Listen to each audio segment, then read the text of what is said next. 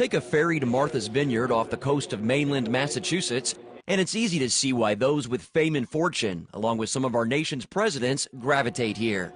You'll find a picturesque New England island with deep blue harbors, sandy beaches, breathtaking cliffs, and memorable lighthouses.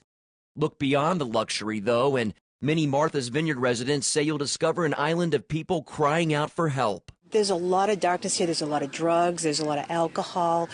There's a lot of sexual perversion. Entertainer Louise Duarte lives here and is praying for God to break that bondage. This is one of the places in the country, as beautiful as it is, has more 12-step programs than almost any place else in the country. Add to that intensely liberal politics. Martha's Vineyard has been described as the bluest corner of the bluest state. Even though Massachusetts surprised the country by electing Senator Scott Brown, in this area he lost by 2/3. Historian David Barton says the island hasn't always been this way. Martha's Vineyard has a strong Christian heritage. Too many people see Martha's Vineyard as what it is today and not what it's been for centuries. But you go back and it was very early founded by very pious, very devout Puritans. In the 1800s, for example, the sounds of Christian revival came to the Massachusetts island.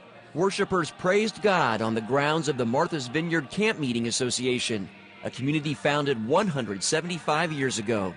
Bob Allen is a guide at the museum devoted to the association and the revivals on Martha's Vineyard.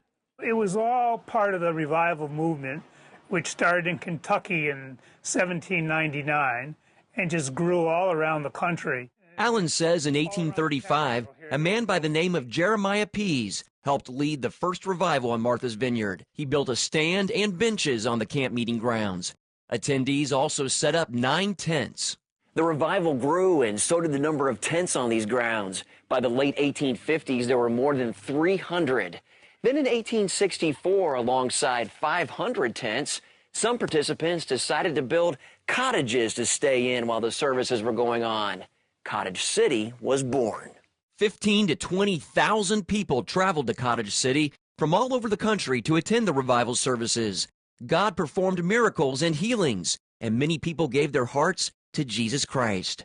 Eventually, the meetings were held in a giant tent, and then in 1879, the Martha's Vineyard Camp Meeting Association Tabernacle was built. The iron open-air structure is still in use today.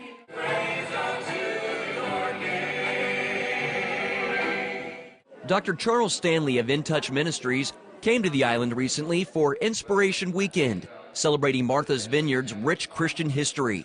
Stanley longs for revival here. He preached God's word in the Tabernacle to islanders curious about Christianity and to believers wanting to be recharged.